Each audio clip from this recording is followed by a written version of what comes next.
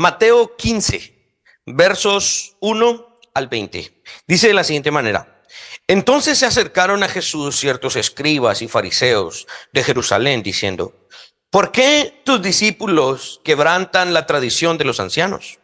Porque no se lavan las manos cuando comen pan. Respondiendo él les dijo: ¿Por qué también vosotros quebrantáis el mandamiento de Dios y por vuestra tradición? Porque Dios mandó diciendo: honra a tu padre y a tu madre, y el que maldiga al padre o a la madre muera irremisiblemente. Pero vosotros decís: cualquiera que diga a su padre o a su madre, es mi ofrenda a Dios, todo aquello con que pudiera ayudarte, ya no ha de honrar a su padre o a su madre.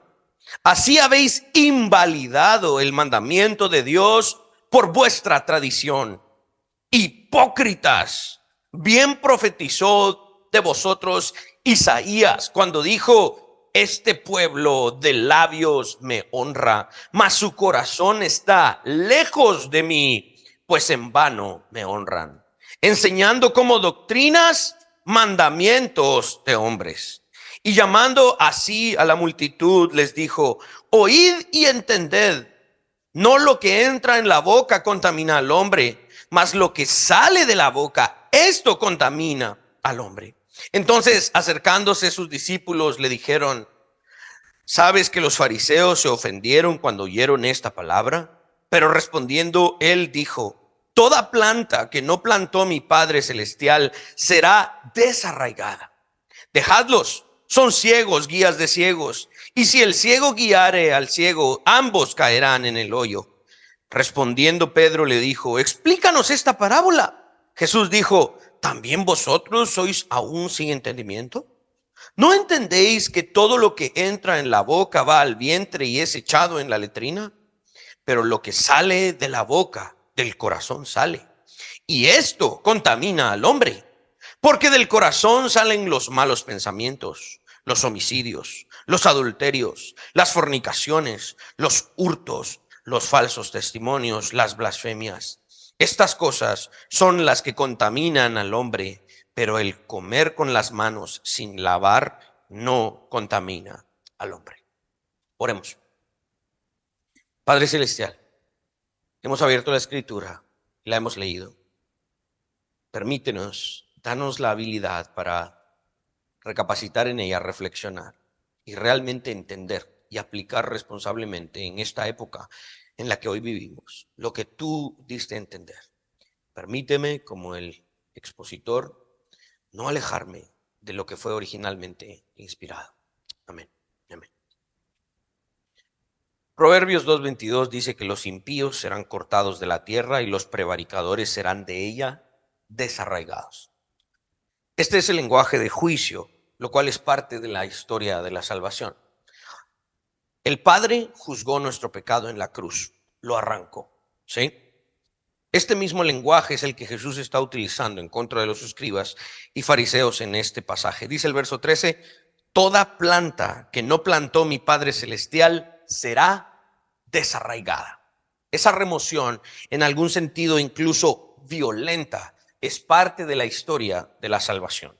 Esto era para referirse precisamente a los escribas, a los fariseos, los cuales los mismos discípulos señalan algunos versos más adelante. Una de las grandes conclusiones de la historia de la salvación es la sanidad total del orden creado. Y para que el Señor sane el orden creado, no salve solo nuestros corazones, sino que en el día final ha de redimir también nuestros cuerpos glorificándolos. Y algún día reinaremos sobre la tierra y veremos esta tierra totalmente sana. Para que eso suceda, tiene que existir esa remoción violenta del pecado. Y eso es exactamente lo que vemos en este lenguaje acá. Y la historia finalmente lo valida cuando vemos que en el año 70 los fariseos, los saduceos, los escribas fueron desarraigados para no estorbar más la obra salvífica. Este pasaje específicamente se ve en otras partes de la Escritura, muchos de sus elementos, pero específicamente también en el Evangelio de Marcos, capítulo 7, versos 1 al 23. Marcos agrega que los escribas y los fariseos habían establecido ciertos requisitos que no necesariamente estaban en la ley de Moisés. Y los fariseos, los líderes judíos, habían agregado que el lavamiento de las manos se hiciera muchas veces, ¿sí? Y también no solamente lavarse las manos, sino lavar los vasos en donde se bebían, los jarrones, los utensilios de metal, que se limpiaran incluso los lechos o los sillones, las sillas donde la gente se sentaba, que se limpiaba. Vamos a ver en el contexto un poquito más adelante. Estos líderes abogaban por la tradición establecida y todos estos asuntos eran o provenían de la ley ceremonial. Claramente la ley ceremonial mandaba que hubiese un rito de purificación en el día de los sacrificios y todo lo demás, eso no lo vamos a negar. Pero ellos tomaban estos ritos ceremoniales y les agregaban, Jesús utiliza varias veces esta frase, cargas pesadas a la ley. Entonces expandían el asunto ceremonial para que la gente lo exagerara, ¿sí? Esto es lo que estamos viendo acá. Tradiciones puestas por líderes, no necesariamente lo que la ley decía. Para los fariseos y todos los judíos, literalmente tenían que lavarse las manos.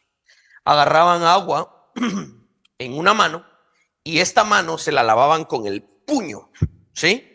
La lavaban con el puño como para no contaminar la parte de adentro de la otra mano. Se lavaban varias veces. Algunos entienden en el sentido de hacerlo diligentemente, pero realmente era exageradamente.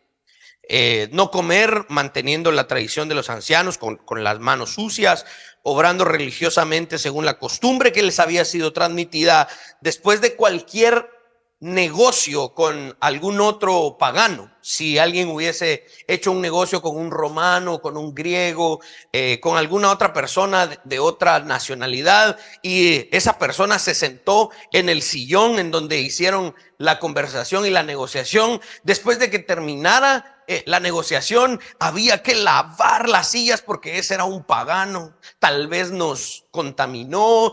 Entonces, si se dan cuenta, los líderes judíos exageraban estos ritos ceremoniales. A eso es a lo que Jesús está llamando la atención. No es como que Pedro y Andrés y Juan llegaron como cuando nuestros niños pequeños dicen voy a comer y andan todos sucios y sudados y estuvieron jugando con insectos allá y las manos llenas de lodo. Sí, pues obviamente uno dice anda, lavate y después venís a comer. No estamos hablando de eso en este pasaje. Estamos hablando de que los fariseos no veían a Jesús ni a sus discípulos cumplir con todas estas cargas extra de la ley ceremonial y eso les fastidiaba a ellos en su orgullo porque Jesús y los discípulos no estaban respetando las tradiciones establecidas por estos líderes.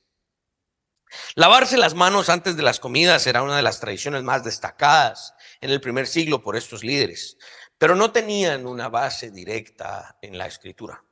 Jesús les responde en dos vías y todo el mensaje, el cuerpo del mensaje, la exposición, estuve escuchando y leyendo a otros hermanos en cuanto a esto, pero las dos cosas más importantes que a mí me parece que debemos considerar son dos en este pasaje. Número uno, Jesús expone, acusa y pone en evidencia la inconsistencia de las tradiciones de los líderes del primer siglo.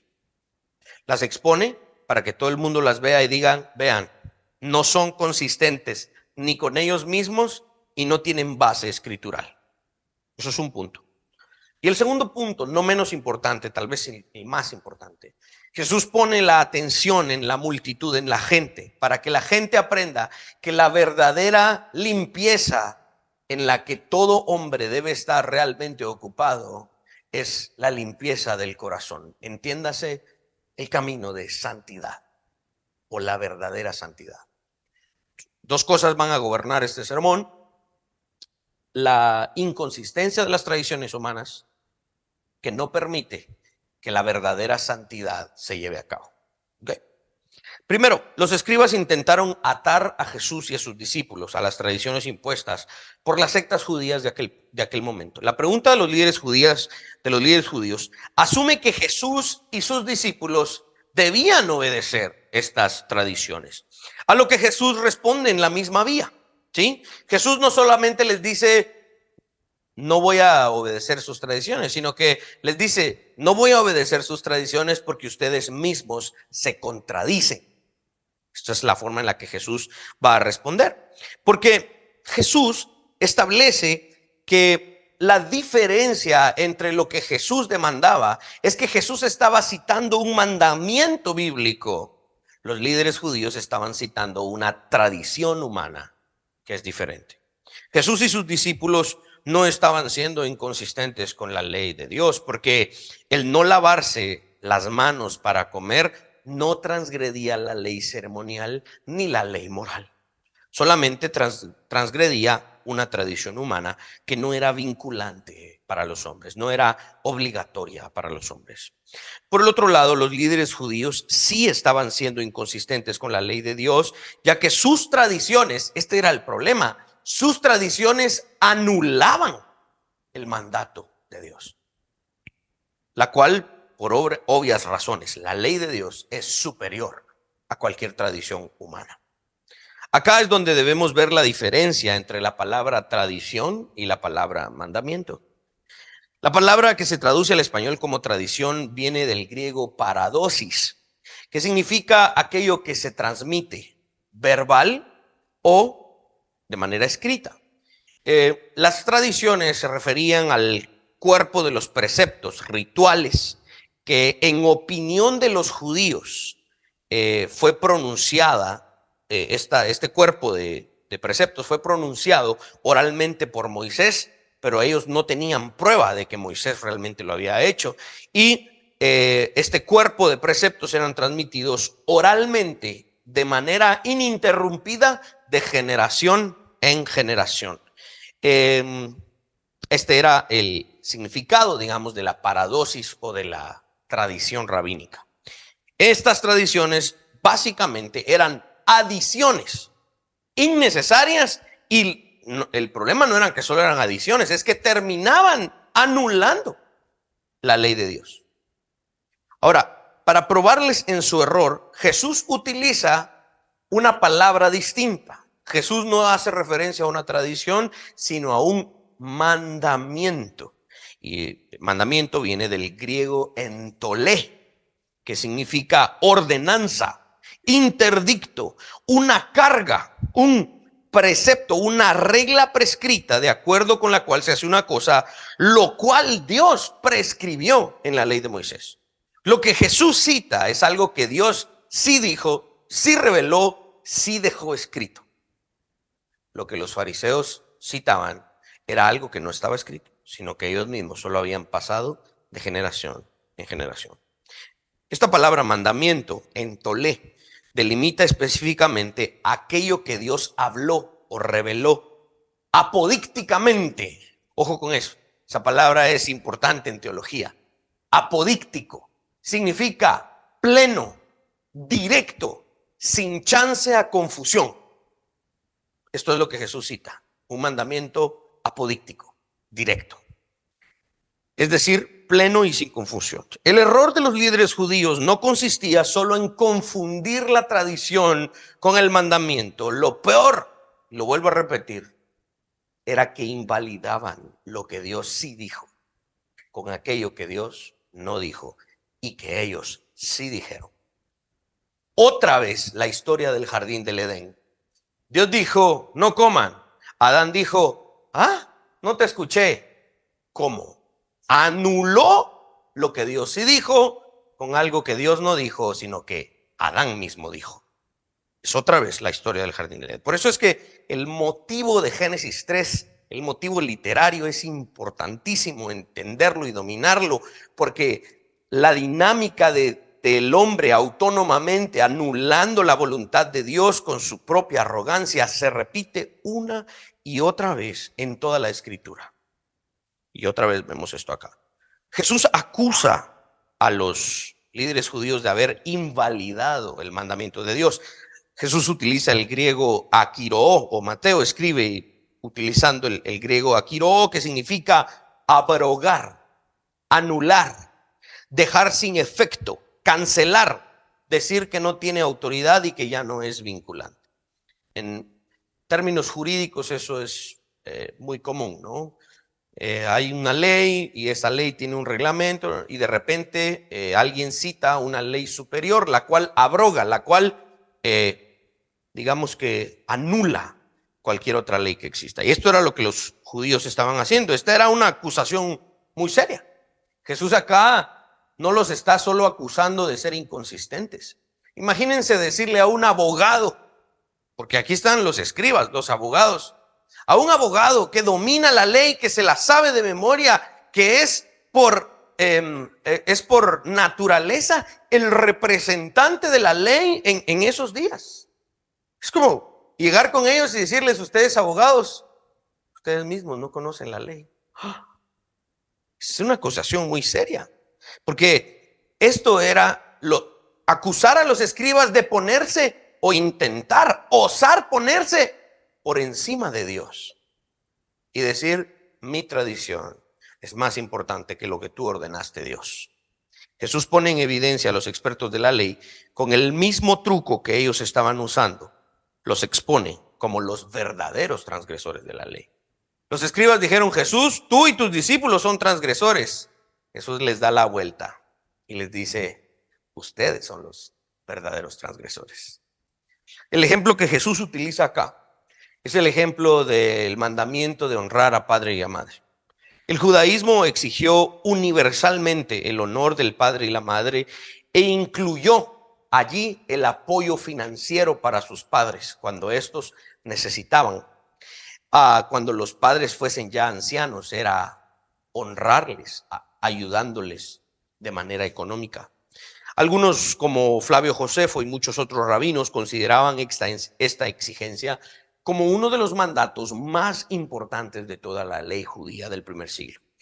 Este ejemplo Jesús lo puso para demostrar que los líderes judíos no solamente estaban equivocados en su interpretación de ciertos mandamientos. No era que Jesús estaba diciendo: es que ustedes malinterpretan este y aquel mandamiento y también de repente malinterpretan aquel. No, Jesús está atacando la mera raíz de todo el sistema de interpretación judía de ese momento, que es algo muy parecido a lo que sucede hoy en la Iglesia Católica. ¿Cuál era el sistema de interpretación judía? Estas son nuestras tradiciones. Toda la ley del Antiguo Testamento debe ser sometida a nuestro sistema de tradiciones. Lo que la tradición diga debe ser la forma de interpretar la ley de Dios. ¿Ok? Este sistema consistía en que la tradición era superior a la ley, lo cual es un error garrafal, ya que la ley debe ser el punto de partida para interpretar la tradición. La Iglesia Católica Romana sigue exactamente en este error. La Iglesia Católica Romana estableció lo que se conoce como el magisterio de la Iglesia. Es decir, el Papa y su cuerpo de cardenales establecen la doctrina. Toda la escritura debe pasar por el filtro del magisterio de la Iglesia Católica. Este es el gran problema de los sistemas de interpretación bíblica. Cuando yo enseño el curso de teología del pacto, enseño cuál es el problema del magisterio de la Iglesia Católica, cuál es el problema del liberalismo teológico, cuál es el problema del dispensacionalismo, cuál es el problema de los diferentes sistemas de interpretación. Todos y cada uno de ellos establecen una especie de declaraciones, de conocimiento, de filtros para que la escritura se amolde al sistema ya establecido. La teología del pacto funciona o opera desde el otro lado. Leemos la Biblia de ella misma emana su concepto y su estructura y todas las demás tradiciones deben pasar por el filtro de la Escritura. Esta es la idea precisamente del grito de la Reforma Protestante de la sola Escritura. Toda la tradición católica debía ser reevaluada a la luz de lo que la Escritura decía en sus idiomas originales. Esto es lo que Jesús está atacando aquí. Está diciendo, sus tradiciones no sirven. Cambien su forma de interpretar lo que yo ya dije en el Antiguo Testamento. Jesús, para sellar con broche de oro esta cátedra de interpretación de la ley, los llama exactamente como lo que son: hipócritas. Y cita al profeta Isaías.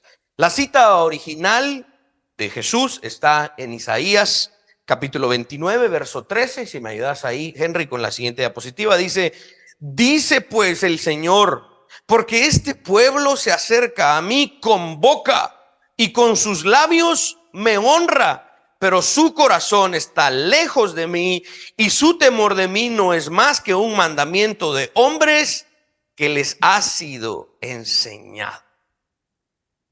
Qué impresionante. Jesús pone sobre la mesa la cita exacta que se escribió cientos de años antes y que quedó como anillo al dedo para exponer la falsedad, la hipocresía de los líderes judíos.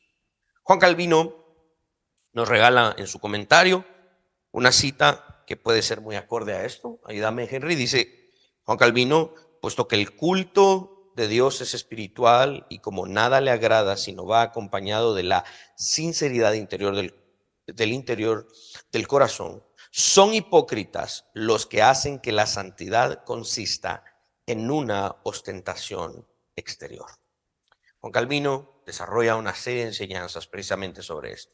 Y dice, la hipocresía de los líderes judíos del primer siglo consistía en que la verdadera santidad debía ser evaluada primero por lo que en el exterior la gente demostraba. Y este era el problema al que Jesús estaba precisamente atacando. Jesús pasa a ampliar a su audiencia, está reprendiendo a los líderes que lo intentaron atacar, los dejó sin palabras, les demostró que su forma de interpretar la ley no servía, ellos eran los verdaderos transgresores de la ley, y ahora Jesús se voltea con la gente y les enseña. Y esa es la segunda parte de todo este relato. Jesús amplía su audiencia y ahora se dirige a la multitud para que le escuchen y le entiendan. Por eso, créanme, luché en mi corazón y en mi mente por hacer la explicación que ya hice. Ahora ya la hice. ¿Qué pasó? Pasó. Pero, ¿por qué? Porque yo veo lo que Jesús dice aquí. Escuchen y entiendan. Entiendan. Y es nuestro deber escuchar y entender. De verdad, me puse a escuchar otros mensajes sobre este pasaje, otros hermanos, y obvian mucho de esto que yo les dije, porque por la idea de que no, es que a la gente esas cosas no le interesan, es que es muy profundo, pero yo creo que los que están sentados en nuestras iglesias pueden entender estos puntos. ¿Por qué no somos católicos? ¿Por qué no somos liberales? ¿Por qué no somos dispensacionales? Porque uno de los grandes puntos es que nuestro sistema de interpretación bíblica es distinto. Por lo tanto, nuestras tradiciones, nuestras costumbres, lo que hagamos no solo en la iglesia, sino en la vida, será distinto, porque tenemos una forma distinta de entender e interpretar el texto. Por eso yo creí importante esto. Y Jesús lo dice, escuchen y entiendan. No es porque, si es que el pastor dijo eso, entonces hay que hacerlo. No, yo entiendo el pastor y leí unos artículos, yo entendí, yo escuché, entendí y por eso hago esto en mi familia. Yo creo que cada uno de nosotros somos hábiles para poder hacerlo. Una vez Jesús establece la falsedad de las tradiciones judías del primer siglo, ahora pasa a liberar a la gente de esas cadenas, porque ese es el gran problema, esas tradiciones se vuelven cadenas. Ayer salí de la antigua a las 8 y algo de la noche, dejé a los hermanos que en el hotel que están hospedados, unos hermanos que vinieron al ministerio con el que estoy trabajando ahí, Y cuando salí del hotel, me agarró una procesión. Estuve parado ahí no sé cuánto tiempo. Yo pensé que ya no habían procesiones. Ayer había una. Y esas cargas fatídicas a la ley, esas tradiciones que no tienen sentido ni base escritural, nos atan. Intenté irme de retroceso, no se podía. Quería agarrar un atajo, estaba trabado. Quería meterme a cierta calle, la policía la tenía cerrada. Nos atrapan estas tradiciones. Si no las quebramos con la claridad de la escritura, si no las quebramos con la claridad de la escritura, esas tradiciones nos atrapan, nos encarcelan. Y ese es el punto de Jesús. Por eso se voltea con la gente, porque esa gente estaba presa de las cadenas de las tradiciones rabínicas. Jesús lanza una declaración que si no se le presta atención, no se le entiende correctamente. Jesús dijo que el hombre no se contamina por lo que entra en su boca, sino que de lo que sale de la boca del hombre, eso es lo que contamina al hombre. Previo a explicar el significado de tal declaración, los discípulos sacan en su conversación con Jesús el hecho de que los fariseos se ofendieron. Se ofendieron por lo que Jesús les dijo. Jesús responde con un lenguaje figurado, haciendo referencia a que los líderes judíos son ciegos y guías de otros ciegos. ¿Cómo puede un ciego guiar a otro ciego? No se puede. Ambos van a caer en el hoyo que ellos mismos han creado. Jesús también compara a los líderes judíos, como lo hicimos al principio lo mencionamos, con plantas en el campo que Dios no plantó, que están estorbando lo que Dios sí plantó. Por eso hay que arrancarlas. Inmediatamente Pedro se atreve a demostrar su ignorancia de lo que Jesús está enseñando y le pide que le explique esta parábola. ¿Cuál es la parábola? Pues no todo lo que entra en la boca del hombre contamina al hombre, sino lo que contamina al hombre es lo que sale de la boca del hombre. Entonces Pedro dice, esto es una parábola porque no entiendo. Las parábolas a veces son difíciles de entender. Jesús, como un gran maestro y muy paciente, ¿no? Porque para este momento Pedro ya debería haber entendido, Pedro ya debería haber agarrado la onda, pero no la agarró. Entonces Jesús dice, todavía vos tampoco, después de todo lo que yo te he enseñado. Pero vaya, pues, te voy a explicar. Dios sí había demandado que aquellos que se contaminaran con un cadáver o otras cosas debían limpiarse y purificarse. Eso está en Levítico 11. Pero el inventar o agregar otras formas de supuesta purificación no tenía una base escritural. En una historia posterior, en la historia de Israel, había un maestro judío llamado Johanan ben Zakkai, y él pertenecía a una generación posterior a la que Jesús vivió y caminó en la tierra. Y él, en sus enseñanzas privadas con sus discípulos, admitió que la impureza exterior en realidad no contaminaba. Este era un líder judío que no creía en Jesús, pero que de alguna manera captó lo que Jesús dijo.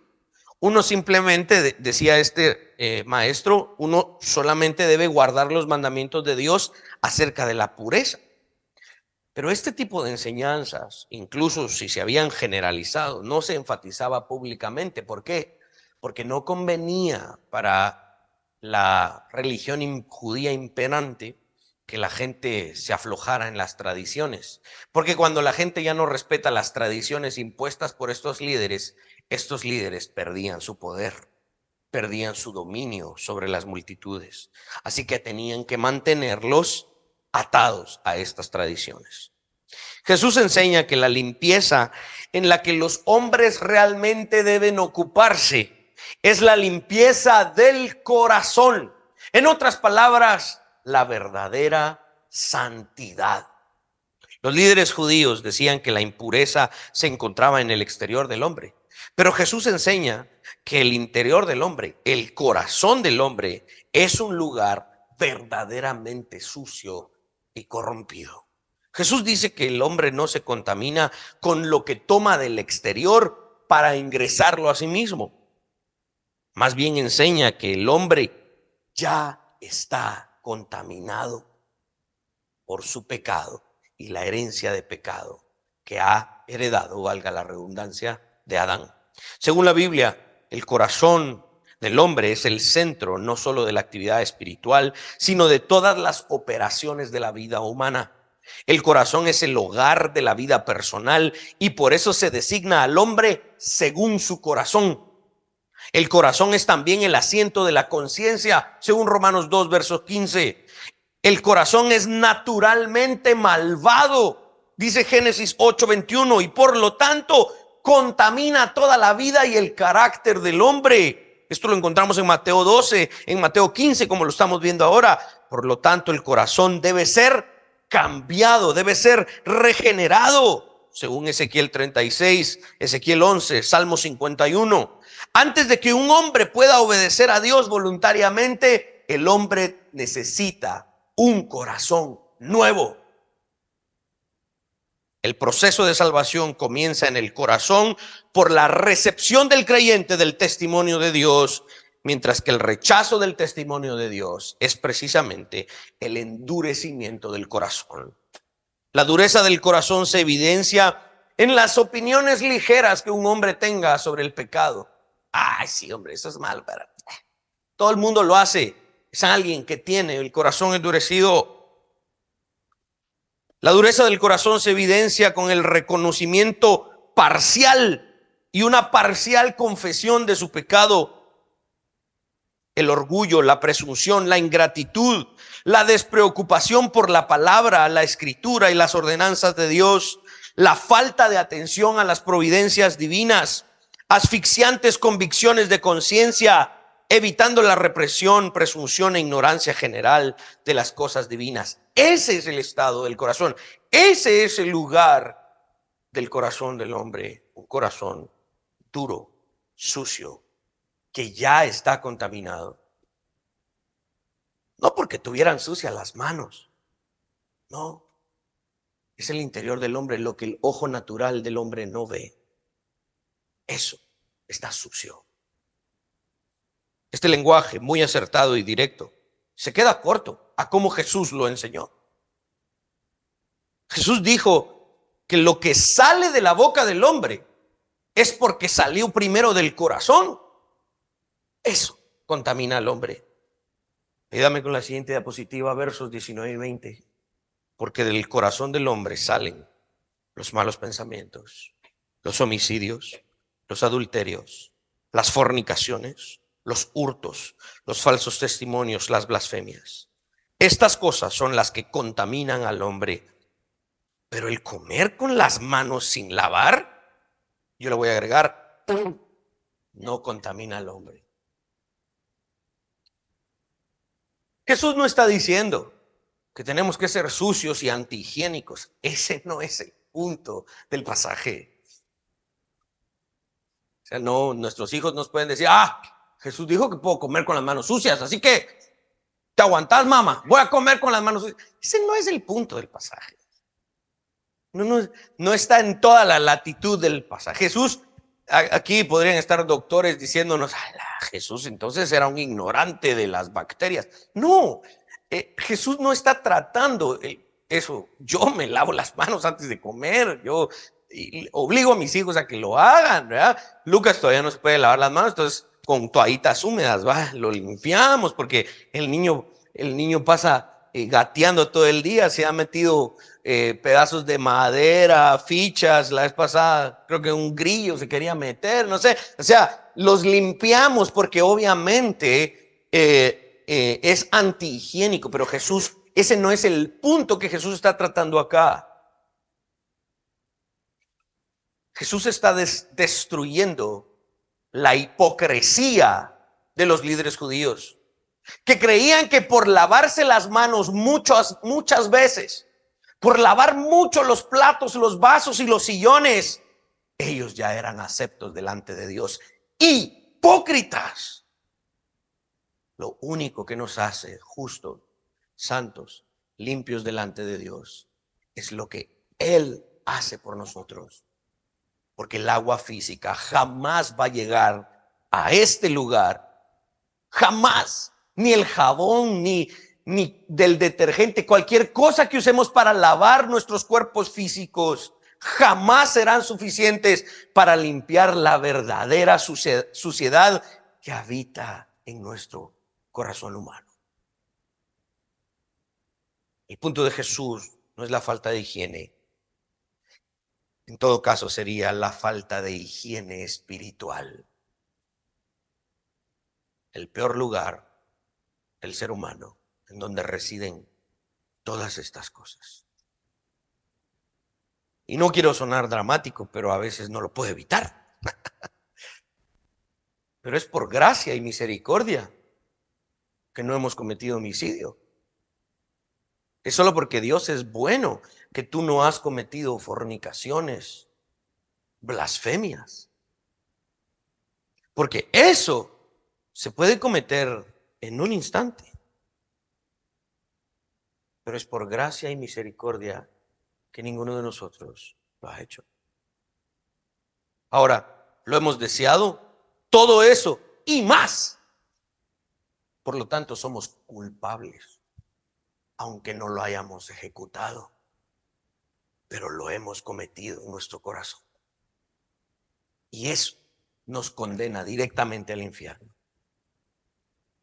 Eso contamina al hombre. Todos los que estamos aquí nos hemos contaminado con esto.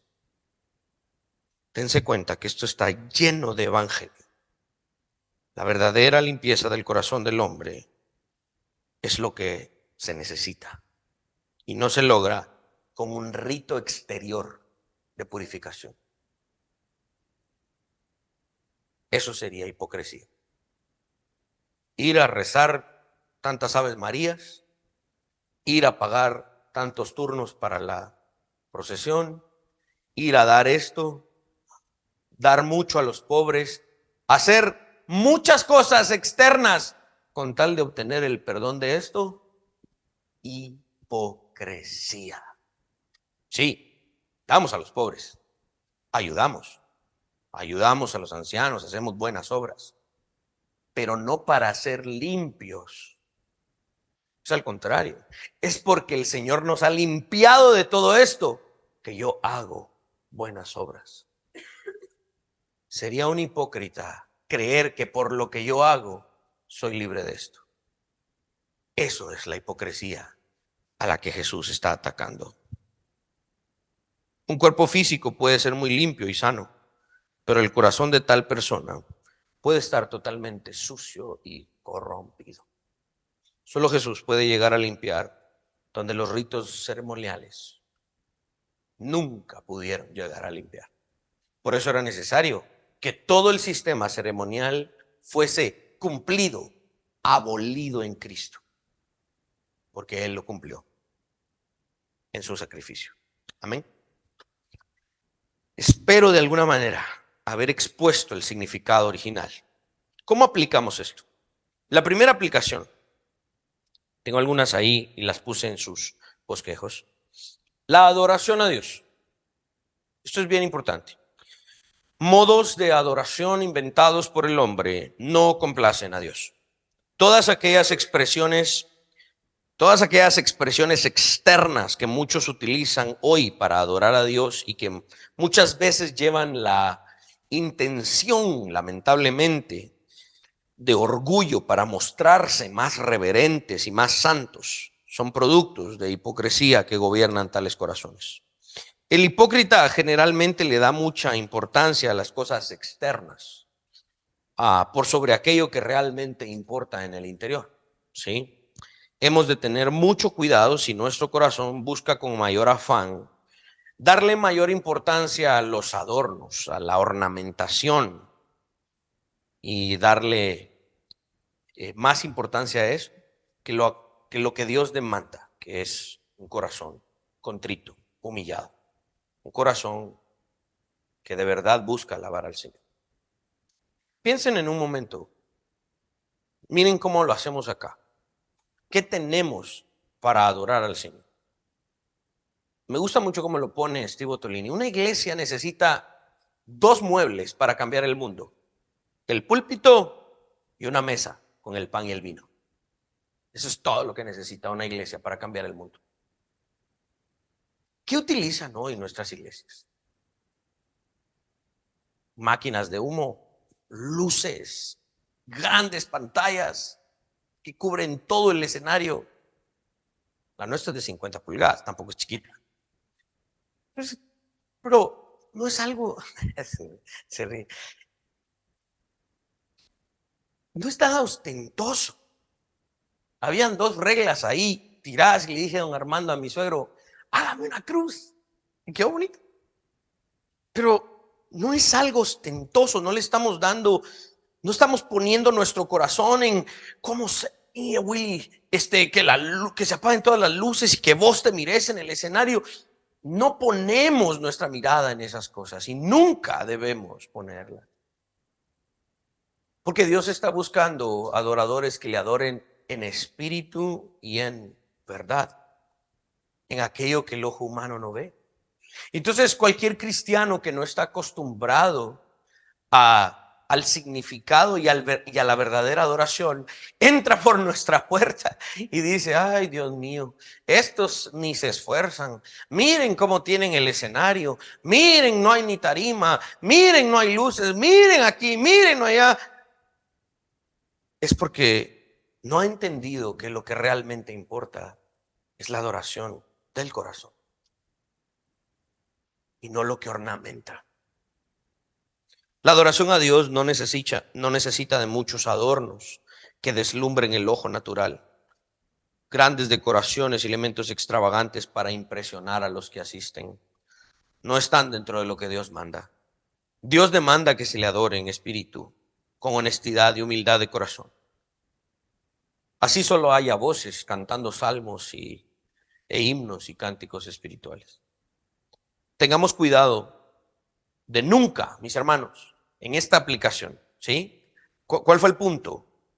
En contra de la hipocresía. Tengamos mucho cuidado, cada uno de los que estamos aquí, jamás acercarnos al adorar a nuestro Dios, especialmente en el domingo, en el día del Señor, en el día de reposo, solo de labios, y que nuestro corazón esté alejado. Tengamos cuidado de no estar cantando te lo amo, oh Dios, y que nuestro corazón esté pensando: si hubieran más instrumentos, si hubieran más luces, si hubieran... No, sino estar realmente metidos, es decir, te lo amo, oh Dios, con ganas, con de verdad honestidad en nuestro corazón, sin importar cómo se vea o el lugar en donde estamos. Obviamente eso no significa que no vamos a barrer, ¿verdad? Que no vamos a limpiar las sillas, que no, pero no es nuestro enfoque. J.C. Riley, uno de los grandes teólogos reformados, escribía: la adoración religiosa que Dios desea es la adoración del corazón. Establezcamos en nuestras mentes que toda adoración formal a Dios, ya sea en público o privado, es completamente en vano mientras nuestros corazones estén lejos de Él. Asegúrate de que cuando entres por esa puerta el día domingo, tu corazón no esté alejado de Dios. Que tu corazón no esté pensando en las muelas del gallo, mientras aquí estés abriendo el bosquejo y vamos a ver, recitar tal salmo, pero es que yo tengo que hacer no sé. No, tu corazón no puede estar alejado de la adoración a Dios cuando vienes el día domingo. Un hombre no debe asistir a la iglesia, y una mujer tampoco debe asistir a una iglesia y adorar solamente para complacer a su familia o a su cónyuge. Voy porque si no voy, ya escuché a mi mujer toda la semana, ya viste que no fuiste. No, no voy por eso. ¿Sí?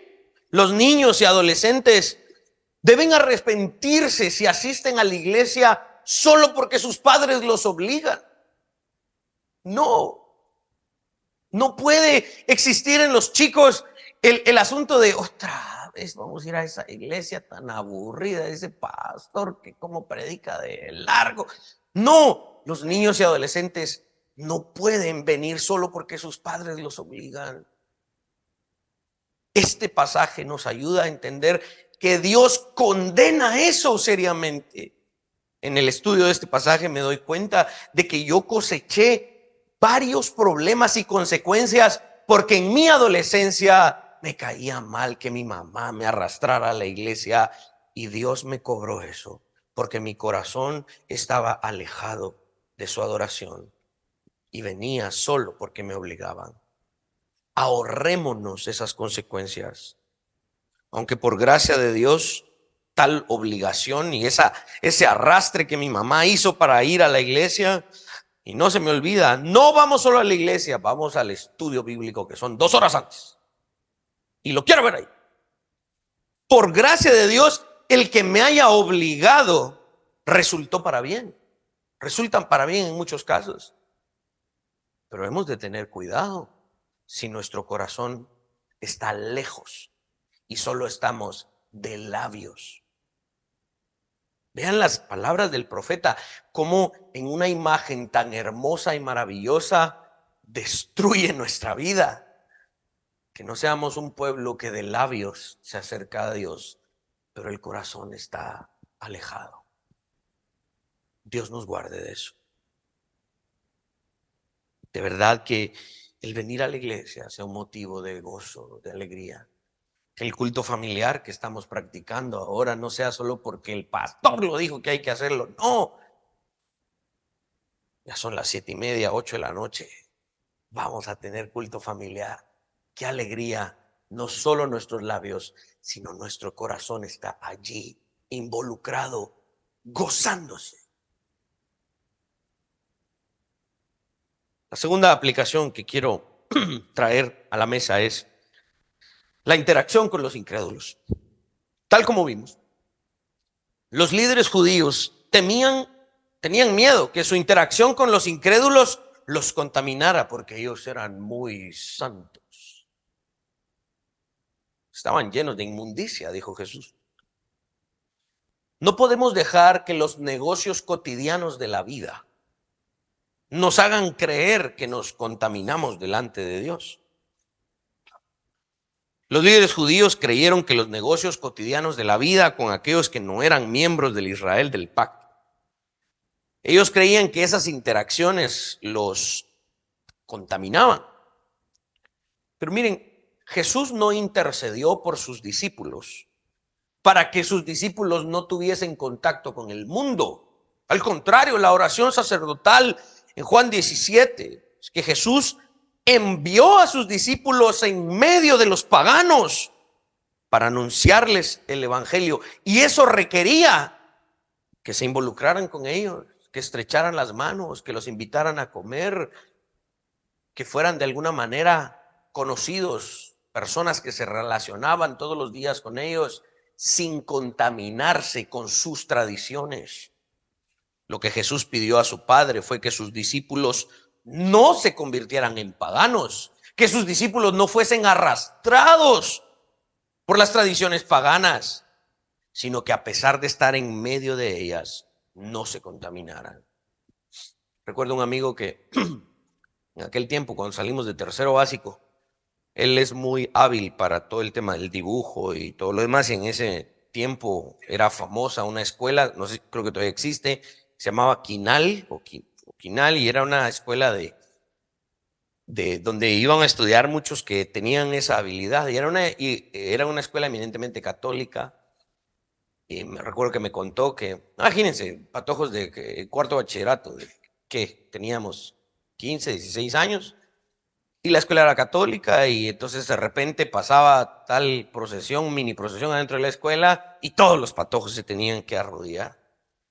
Y él dice, yo sí me he quedado parado. No fui arrastrado por ellos. Es difícil vivir en una cultura humanista y mantenernos de pie cuando todos se arrodillan. Esa fue la oración de Jesús. Lo que Jesús pidió a su Padre fue que sus discípulos no se convirtieran en paganos, que los guardara de sus prácticas. La separación del creyente es en términos morales, no físicos, ya que convivimos en este mismo planeta, justos e injustos.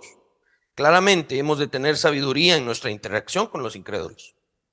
Tengamos mucha sabiduría. Pero nuestro enfoque es el no contaminarnos con su forma de vida. Nuestro deber es acercarnos y relacionarnos con ellos con el objeto de testificarles. La relación entre creyentes y no creyentes es inevitable, es inescapable. El creyente debe ser astuto como una serpiente para relacionarse con el mundo sin ser presa del mundo. Esa predicación sobre la astucia está ahí en YouTube. Vuelvan a escuchar y es bien importante que aprendamos a que nuestra interacción con los incrédulos no nos contamina si somos como ellos. Por último, la última aplicación es las consecuencias del corazón impuro. Lo terrible de permitir que el corazón sea y permanezca contaminado con el pecado es que las consecuencias de ese pecado no se quedan solamente en el corazón. A largo plazo, esas consecuencias de un corazón impuro pueden alcanzar nuestros cuerpos. Jesús enseñó en este pasaje que el corazón es la fuente de un listado terrible de pecados. Con solo desear cometerlos, como decíamos, ya hemos pecado. Y si el corazón no es regenerado, tales pecados no se quedan en el ámbito del deseo, sino que dan el salto a la realidad y se cometen. Y las consecuencias de cometer esos pecados no serán solo para el corazón. Tales consecuencias pueden alcanzar nuestros cuerpos y no solamente nuestros cuerpos, sino también a aquellos que están cerca de nosotros y nos rodean. Claramente mi pecado individual no le será cargado a mi esposa delante de Dios. Si ella no lo cometió, el culpable soy yo. Pero mi pecado generará consecuencias y esas consecuencias en términos temporales las pueden alcanzar a ella. Una importante aplicación de este pasaje es llamar nuestra atención a nunca dejar sin atención los deseos pecaminosos de nuestro corazón. No confiemos en nosotros mismos, no confiemos en nuestra propia prudencia. Pongamos nuestra confianza en la gracia del Señor, que es la única forma de liberarnos de nuestros malos deseos y de nuestros deseos impuros en el corazón. Pongamos nuestra confianza en la gracia de Dios que nos libre de nuestro pecado y de las consecuencias de nuestro pecado. Es gracia, esa gracia manifestada. ¿Cómo esa gracia nos puede ayudar? Obviamente en la oración y todo lo demás, pidiendo a Dios que jamás nuestros deseos impuros lleguen a cometerse. Pero si estás lidiando con deseos impuros y a cada rato los tienes, pide ayuda. No los mantengas en secreto. Abre tu boca y avergüénzate frente a otros diciendo: llevo mucho tiempo lidiando con estos deseos y temo que un día esos deseos se conviertan en realidad. Compártanlo, abran su boca, lleven esa carga con otros hermanos en la fe, porque si el corazón permanece mucho tiempo con deseos impuros, llegará el día que va a explotar y se va a cometer. Dios perdona, sí, Dios perdona, pero ¿para qué te vas a meter a una consecuencia tan grande si puedes tratarlo con la gracia de Dios? Amén. Pongámonos de pie.